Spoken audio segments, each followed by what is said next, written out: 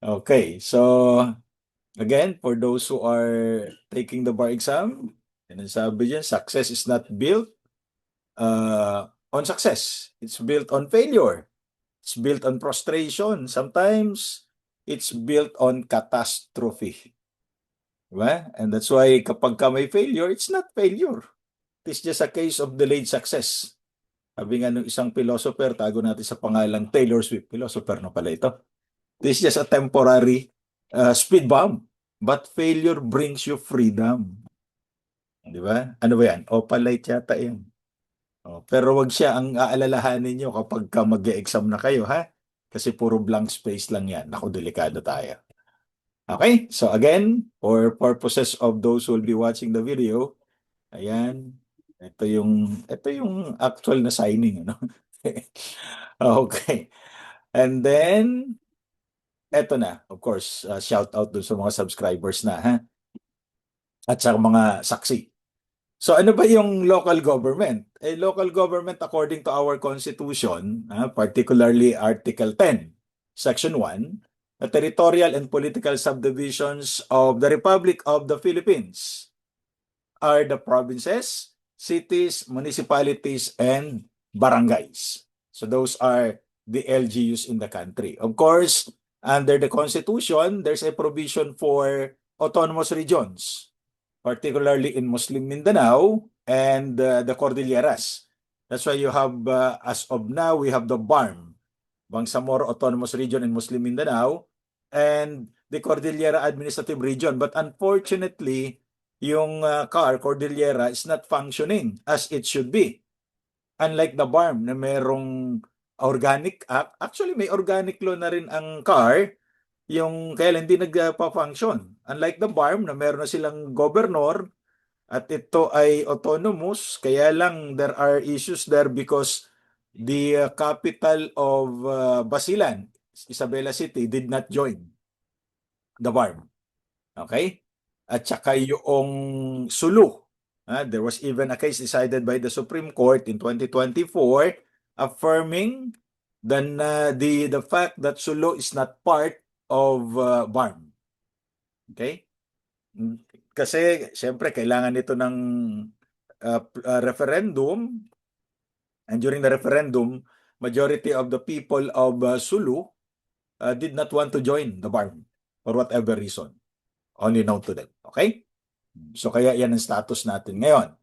Now, according to the Constitution also, the Congress shall enact a local government code. At pag pinag-usapan natin ang local government code, that is the Bible of all local government units. And it is credited to no other than former Senator Aquilino Pimentel. Aquilino pala siya, no? Tapos ang nickname niya ay Ney. Nene. At saka siya yung tatay ni Coco Pimentel.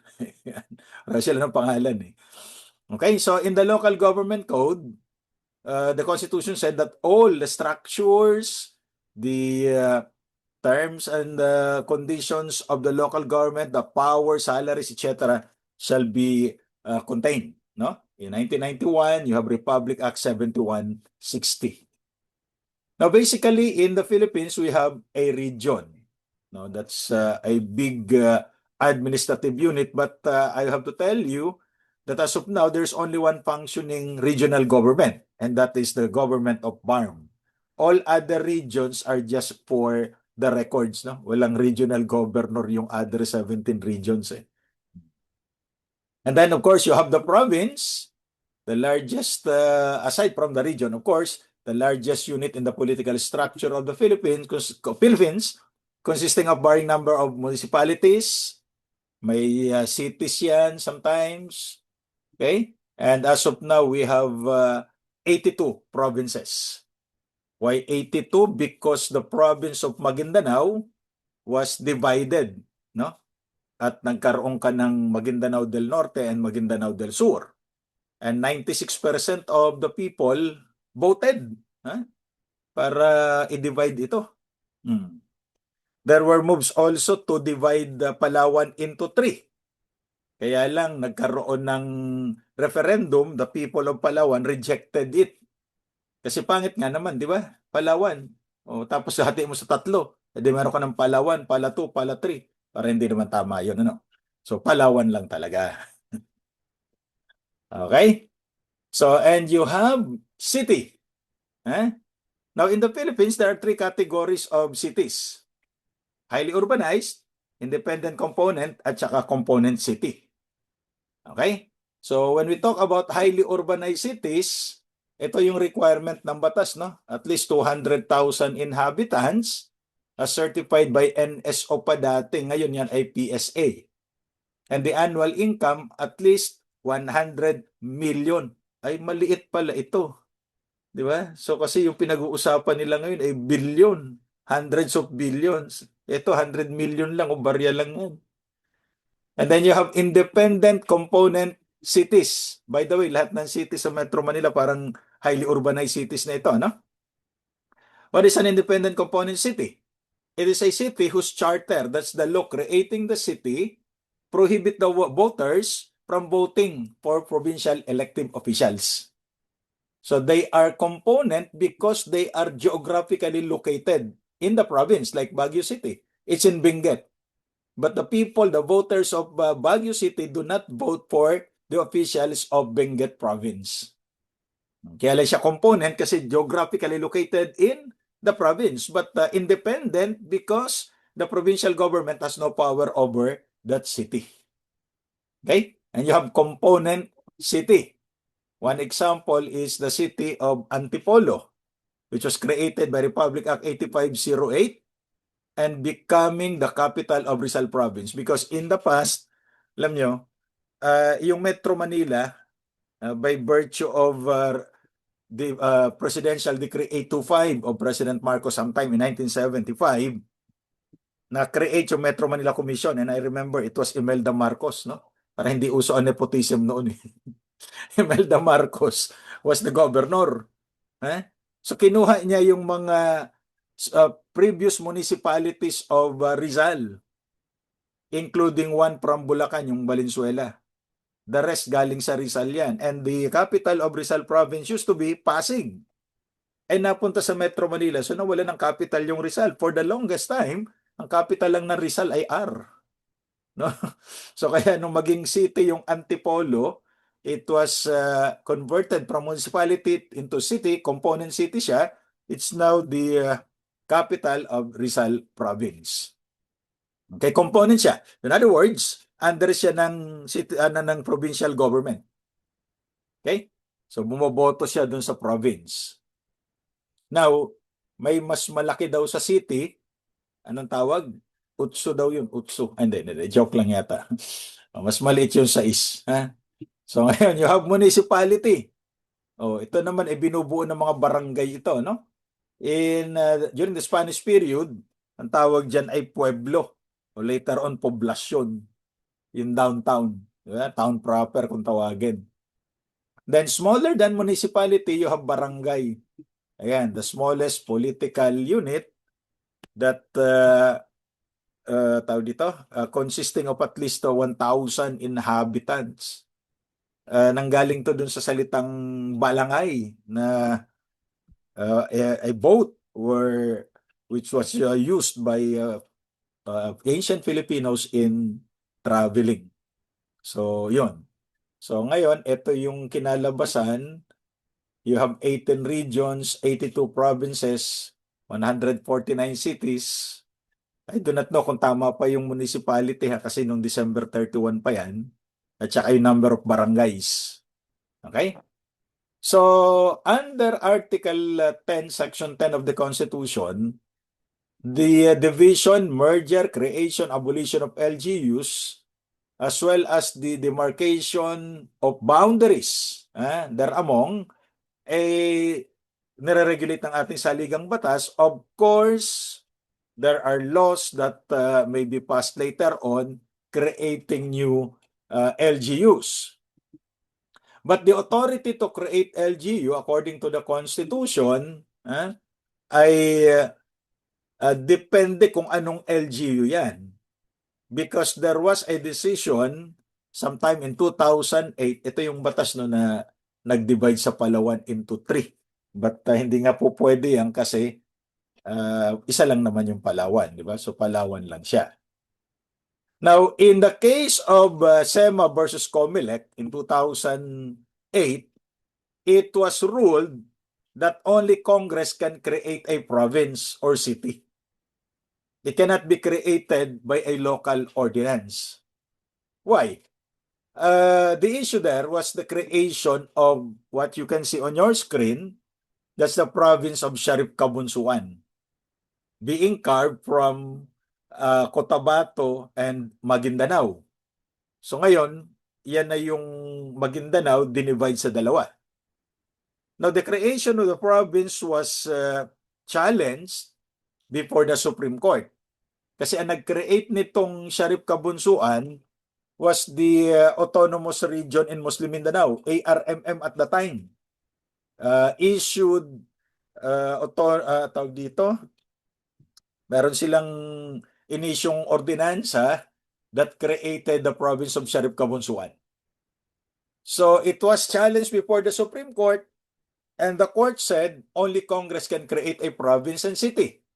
Because the moment you create a province or a city, by necessary implication, you are creating a congressional office. So magkakaroon niya ng representative in Congress. Eh, ang nag-create ay local government. Hindi po pwede yun. The spring cannot go beyond its source. A power only Congress can exercise under Section 5, Article 6 of the Constitution. So therefore, unconstitutional yung creation ng province of Sharif Kabunsuan. At po pwede natin ditong i-apply yung alam na ninyong doktrina, yung operative fact doctrine. That prior to the declaration of unconstitutionality of that ordinance creating the province, all acts were deemed valid as a based on that doctrine of operative fact. Okay? Now, municipal governments are only agents of the national government. Therefore, they are not greater or more powerful than the national government. Local councils exercise only delegated legislative powers conferred on them by Congress. Through what? Through the law creating the local government unit. And therefore, tama ang sinabi ng Korte Suprema that only Congress can create a province or a city. And the delegates are not superior than the principal, di ba? In the exercise of their power. Therefore, kung pinagbawal, kung inalaw ng Kongreso, ay hindi po pwedeng i-disallow ng local government unit. There was a case like that, nag-open ng isang casino doon sa Cagayan de Oro. Hindi pinayagan ng local government unit through an ordinance. According to the Supreme Court, wala kayong magagawa, pinayagan ng batas ito. So the local government is subordinated to the national government. Of course, kahit na subordinate sila, they enjoy local autonomy. And according to the court, meaningful local autonomy. But autonomy does not mean independence. Diba? They are in charge of the local affairs, but they are also part of the greater Republic of the Philippines. And such delegation of power can only be found in the local government code, which embodies the General Welfare Clause. So kasama dun sa mga delegated powers of the local government unit ay yung police power. Take note that in the case of City of Manila versus Baguio, local government units exercise police power through the respective legislative bodies. Not the executive, but legislative. Because as we all know, police power, power of taxation, and eminent domain are lodged in Congress. But they can be delegated by congressional act. So when the local government code was enacted by Congress, every local government was given a delegated police power, eminent domain, and taxation. Okay? Now, as part of the exercise of delegated police power, the local government units can issue or promulgate an ordinance. And we already have a video lecture on these ordinances, no? I hope pinanood na ninyo at karugtong ito noon. Okay? So while police power rests primarily in the national legislature, that may be delegated. Kaya nga, nakadelegate sa local government unit yung police power. That's not that's not literal power of the police, but rather lawmaking power. The local government units can promulgate ordinances applicable only within their territorial jurisdiction. But they should not contradict the national policies of the state, the laws that we have. Okay? So Section 16 of Republic Act 7160 provides for a general welfare clause. Every local government unit shall exercise the powers expressly granted, those necessarily implied therefrom, as well as powers necessary, appropriate, or incidental for its efficient and effective governance. Kasi at the end of the day, ano ba ang gusto natin? The welfare of the people, the promotion of the general welfare. Kaya nga, puro na lang sila depende doon sa general welfare. Lahat na lang may ayuda. Paano naman tayo?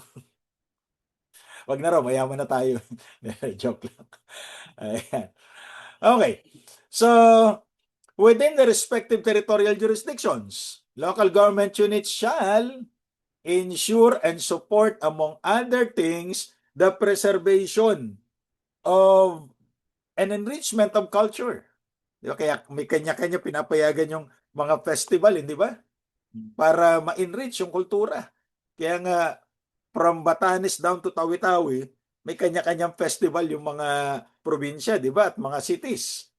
That is to promote and enrich their cultural heritage, promote health and safety, and also enhance the right of the people to a balanced ecology, encourage and support the development of appropriate self-reliant, scientific, and technological capabilities. So, ano ang kasama dito? Improve public morals. Kasama ba itong, ano ba ito, red light district ba? Enhance economic prosperity and social justice. Promote full employment among their residents.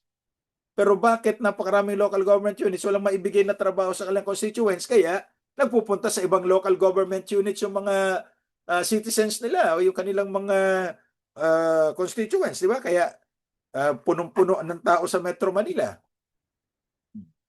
Why?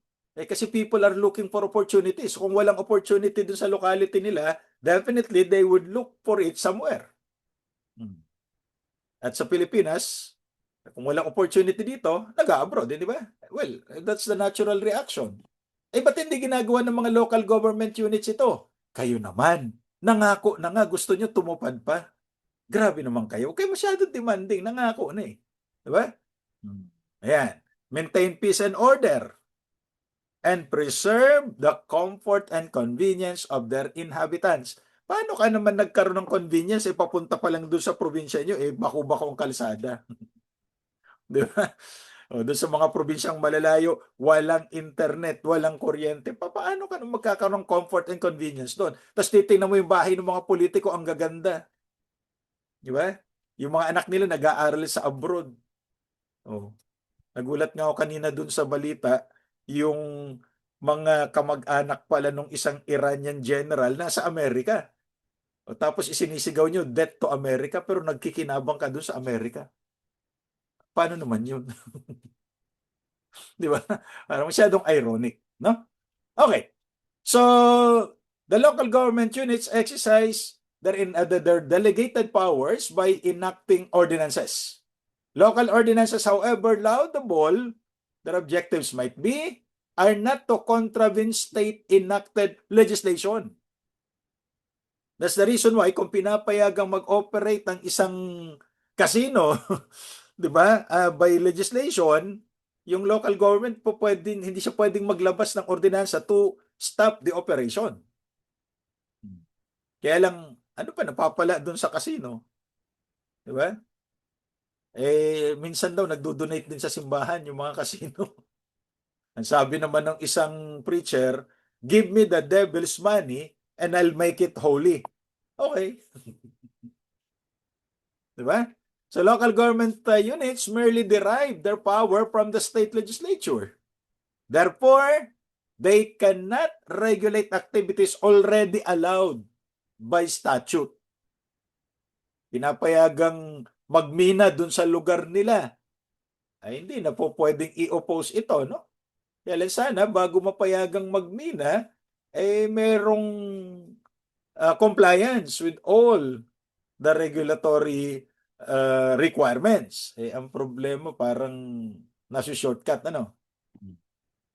Now, since LGUs exercise delegated power, police power as agents of the state, it is incumbent upon them to act in conformity with the will of their principal. Sino bang principal ng local government units? Di yung national government, the state. Necessarily, therefore, ordinances enacted pursuant to General Welfare Clause may not subvert state will by contradicting national statutes. So definitely, the ordinances should conform with the laws of the land. Okay? At syempre, yung pinaka-controversial, yung term of office. Kasi parang gusto ng mga nakaupo na may forever nang naririyan sila. Diba?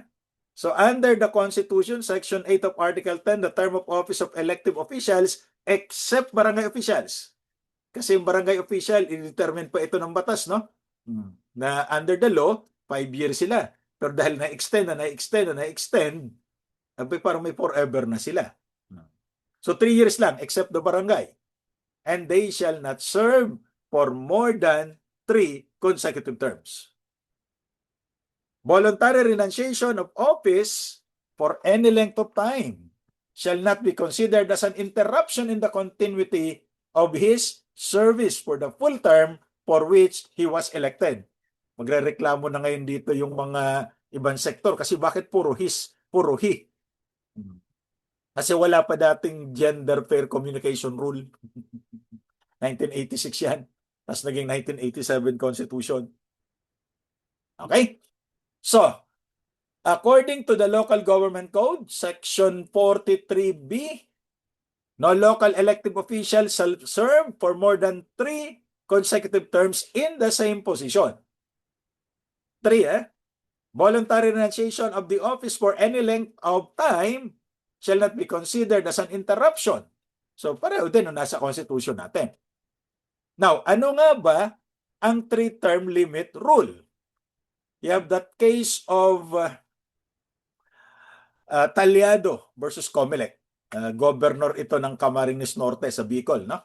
So sabi ng Korte Suprema for the application, hindi si Vilma Santos, si Vilma taga Batangas yan, ha? Baka mamaya sususugin na naman tayo ng mga nanonood.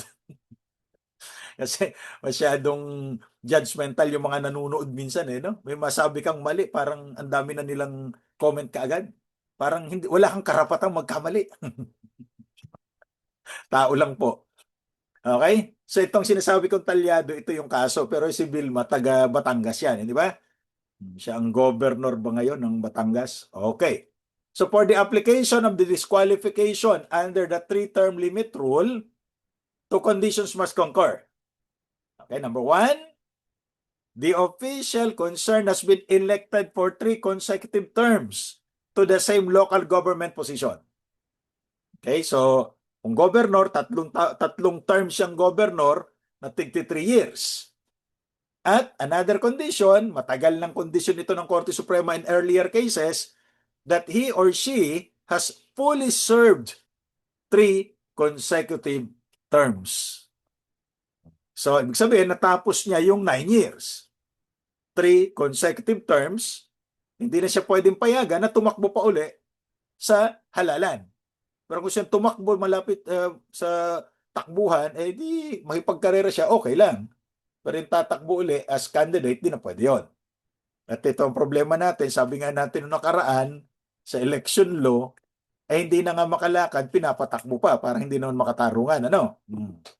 Now, another rule in that case of Talyado, sabi ng Korte Suprema, yung assumption of higher office.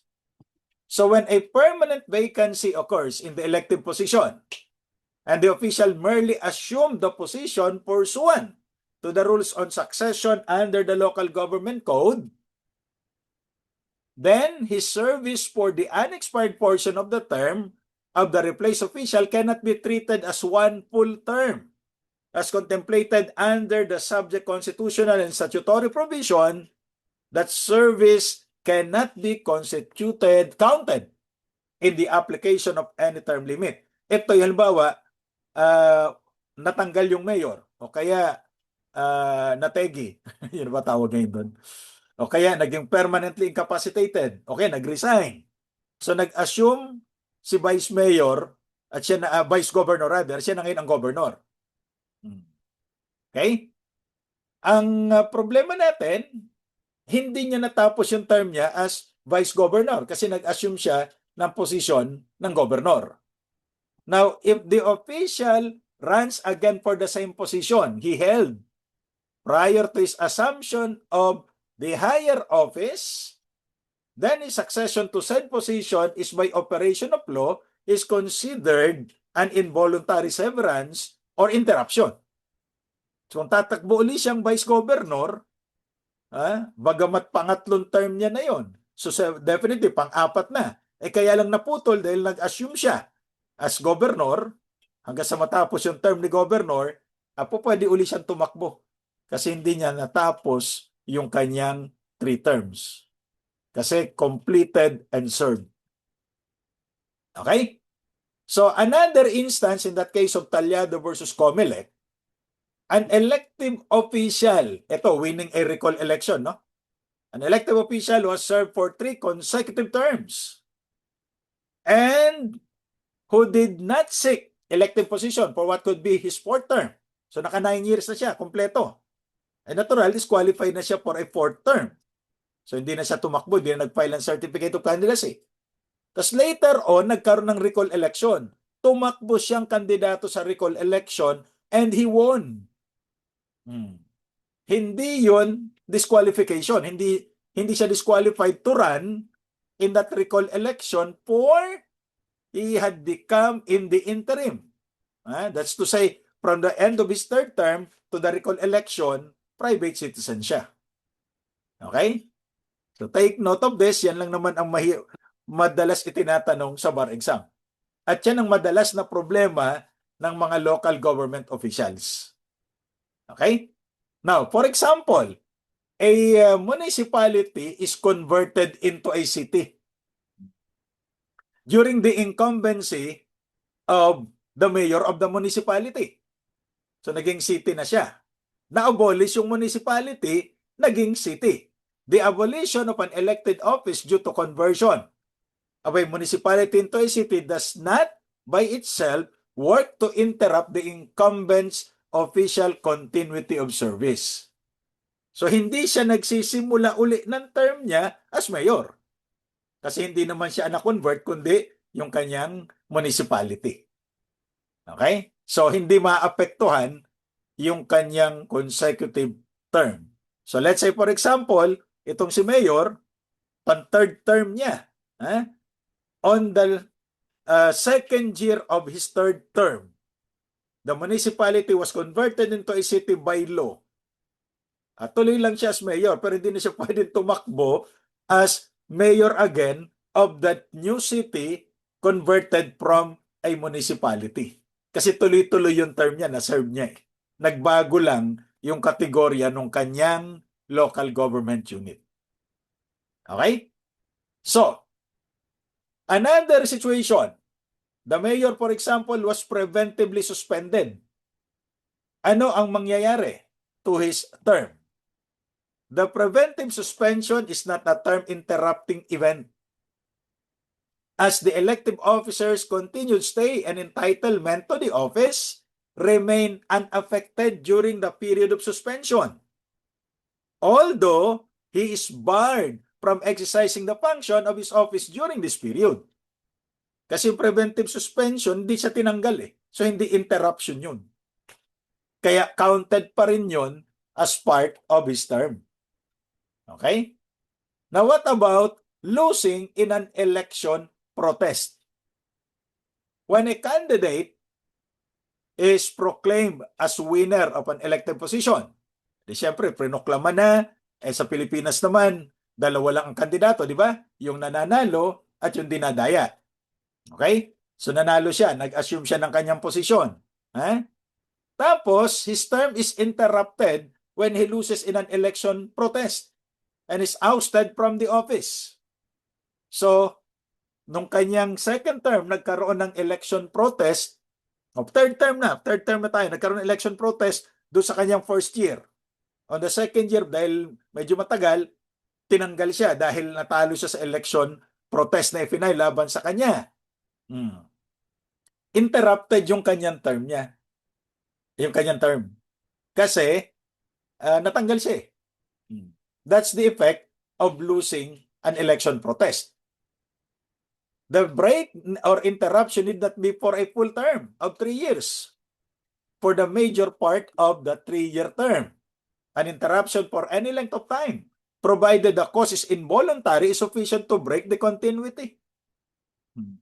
Halimbawa, first term niya 3 years, tapos second term niya 3 years uli, third term niya 3 years uli, doon sa second year, pinatanggal siya because of an election protest, natalo siya, then interrupted yung term niya.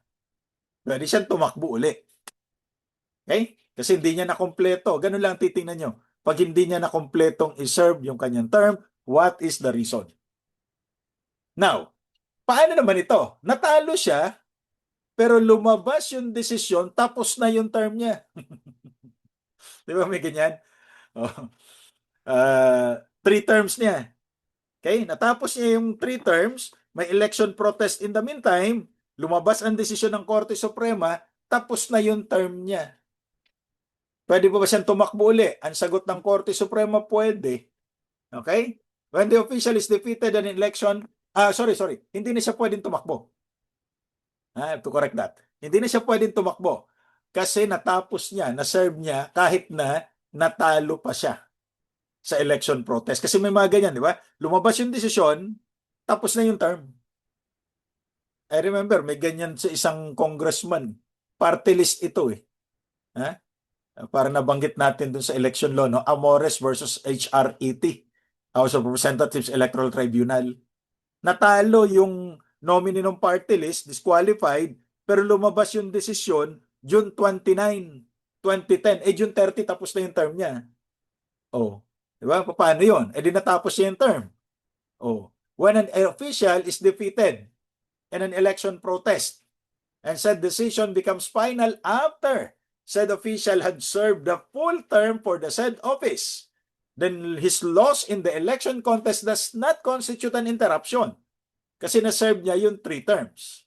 His full service despite the defeat should be counted in the application of term limits because the nullification of his proclamation came after the expiration of the term. So in effect, natapos siya naman yung term niya kahit na natalo siya kasi nga mabagal yung desisyon. Okay? So remember this, Now, based on the foregoing rules, no? There is an involuntary interruption of the term of an elected official where there is break in the term as a result of the official loss of title to the office. Pero hindi kasama yung preventive suspension. At wala rin kinalaman yung mga pictures na ito, no? Ayan. Now, an interruption occurs when the term is broken because the holder of the office lost the right to hold this office and cannot be equated with the failure to render service. Kasi minsan may sitwasyon na hindi siya makapag-render ng service. Huwag na nating gawing example pa yung sa Davao City. Yung na-elect na mayor ay hindi makapag-serve. Kasi nga, nasa dahig. Diba? So that's a classic example. Okay? The latter occurs during an office holder's term when he retains title to the office but cannot exercise his functions for reasons established by law. Di siya makapag-serve kasi nandun siya sa dahig. So therefore, failure to serve ang tawag dyan. Okay? Failure to serve cannot be used once the right to office is lost. Without the right to hold office or to serve, then no office can be rendered. So that none is really lost. Hindi siya nakapag-serve. Okay? Now, another important issue ay yung vacancy and succession. Yan ang palagi nyo may encounter kapag ka nasa local government kayo. Okay, sa election, no? Yung mga vacancy at succession. Now, if a permanent vacancy occurs in the office of the governor or mayor, the vice governor or vice, syempre, pag wala yung vice ang papalit. Ganyan din naman kahit sa national office, hindi ba? But unlike in the national office na wala talagang designated na trabaho at na function, ang vice, sa local government units, the vice mayor, the vice governor presides over the sanggunian. So may designated task siya. Now, if the permanent vacancy occurs in the offices of the governor, vice governor, or vice mayor, the highest ranking sanggunian member, or in case of his permanent inability, the second highest ranking sanggunian member shall become the governor, vice governor, mayor, or vice mayor, as the case may be. So merong line of succession. Okay? Kasi nangyayari yan eh. Maaring hindi madalas, but it can happen. Okay. Now, subsequent vacancies in the said office shall be filled automatically by the other sanggunian members according to their ranking as defined herein. Sabi ng Section 44 of the Local Government Code. Now, kapag ka naman sa punong barangay, nagkaroon permanent vacancy, the highest ranking sangguniang barangay member or in his permanent inability, the second highest. So, tuloy-tuloy. Kaya, paano nga ba ito? Yung number of votes nila. Now, a tie between or among the highest ranking sanggunian members shall be resolved by drawing of lots. Okay? Magbunutan na lang kayo kung merong tie. Paano yun? Sa number of votes that they got during the previous election. Now, the successors, as defined herein, shall only serve the unexpired term of their predecessors. Okay? Now, for purposes of this chapter, no, a permanent vacancy arises when an elective official fills a higher vacant office. So nawala yung, halimbawa, may isang governor in-appoint ng presidente sa ibang posisyon at tinanggap niya yung appointment, di permanent vacancy na yon. So the vice governor fills it up. So there's a permanent vacancy naman dun sa office ng vice governor. So yung highest ranking member of the sanggunian based on the votes cast, yun ang mag-fill up dun sa office ng vice governor and so on. Okay? Magkakaroon siyempre ng vacancy. O mamaya, pag-usapan natin yan. Now, refuses to assume office. Ay, parang wala niya sa Pilipinas, no? Walang nagre-refuse to assume the office. Eh. Yung iba nga, assuming pa eh. Or fails to qualify. O na-disqualify, no? O kaya, ayan, kinuha na ni Lord. Masyado na siyang, masyado na siyang banal. Now, remove from office. But remember, elected local government officials can only be removed by a court decision or by the ombudsman. Hindi sila pwedeng tanggalin ng office of the president. Voluntarily resigns or is otherwise permanently incapacitated to discharge the functions of his office. So may permanent vacancy dyan. Now, ano yung tinatawag nating ranking? Under Section 44 also, for purposes of succession as provided in this chapter, ranking in the sanggunian shall be determined on the basis of the proportion of votes obtained by each winning candidate to the total number of registered voters. Teka muna, minsan mas marami yung boto niya kaysa dun sa registered voters. Ibang usapan yun. So paramihan ng boto. Okay? Now, minsan nagkakaroon na ng permanent vacancy doon sa sanggunian. Kasi for example, ay dinabakante yung mayor, umakyat si vice mayor, yung number one na councilor would occupy the position of the vice mayor, ay di nagkakaroon ka ng vacancy sa sanggunian. So permanent vacancy in the sanggunian where automatic succession provided above do not apply shall be filled by appointment in the following manner. Now, the President, through the Executive Secretary, in the case of the Sangguniang Panlalawigan at Sangguniang Panglunsod of highly urbanized cities and independent component cities. President ito, no? Through the Executive Secretary. Kaya malaki ang papel ng Executive Secretary pagdating dito sa mga appointments na ito. Okay? At paano daw na-appoint? Aba, may nagsabi sa akin na alam kong alam nyo na, meron daw dapat MBA. Hindi Master in Business Administration, kundi may backer ako. Okay, nagbago na, MNSA na raw. Ano yun? Master in National Security Administration? Hindi, may ninong sa admin. Okay, pangalawa, the governor, si governor mag-a-appoint, no? In the case of Sangguniang Panglunsod, of component cities. Kasi yung component cities, as we already discussed, ay nasa ilalim ng provincial government, di ba? And the sangguniang bayan ng mga municipalities. Now, the city or municipal mayor, kapag ka ang vacancy ay sa barangay, but upon the recommendation of the sangguniang barangay concerned. Now, there was a case in 2010, diyan sa Isabela ba ito? Tama, Isabela yata, no? Nagkaroon ng permanent vacancy in the sanggunian dahil yung LDP member naging vice mayor. So nabakante yung vice mayor dahil nag-occupy as mayor. It follows that the person to succeed her should also belong to the LDP so as to preserve party representation. Okay? Thus, the court cannot countenance itong gusto ni Attorney Damasen na siya ang dapat ma-appoint. Because in fact, he is not even a bona fide member of the LDP. In other words, kung sino yung party, kung ano yung partido nung nag-cause ng vacancy, siya yung magno-nominate.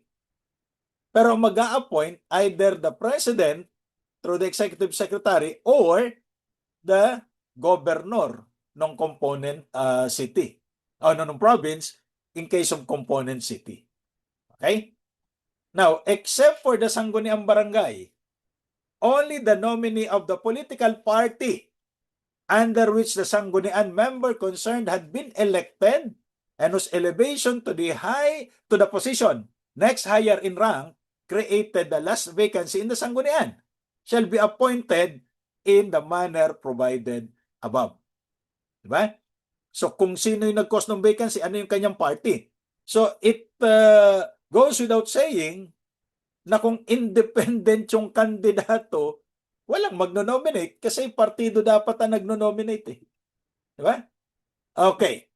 The appointee shall come from the same political party as that of the sanggunian member who caused the vacancy and shall serve the unexpired term of the vacant office. Okay? Now, in the appointment herein, a nomination and certificate of membership of the appointee from the highest official of the political party concerned are conditions sine qua non. So dapat may certificate of nomination siya galing doon sa party president kasi yun yung highest ranking officer ng kanilang partido, no? And any appointment without such nomination and certification shall be null and void ab initio and shall be a ground for administrative action against the official responsible therefore. Okay? Now, in case of permanent vacancy is caused by ang sanggunian member who does not belong to any political party, the local chief executive shall, upon recommendation of the sangguniang concerned, appoint a qualified person to fill the vacancy. Kasi may mga pagkakataon na independent yung candidate, wala siyang partido. Di walang political party na mag-nominate sa kanya. So therefore, ang magre-recommend ay yung sanggunian concerned. Okay? Ayan.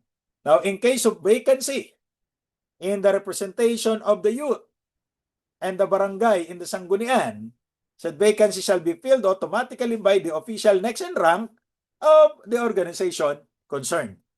So may mga representation tayo dapat dyan. Kasi di ba yung ang tawag dito, yung sa barangay may representative yung youth. So yun yung paraan paano palitan if the vacancy pertains to that. Okay? So those are the important topics that you need to understand and understand very well pagdating dito sa local government natin. Okay? Please don't forget to like, share, and subscribe to CD Duca Law, where law is made simple,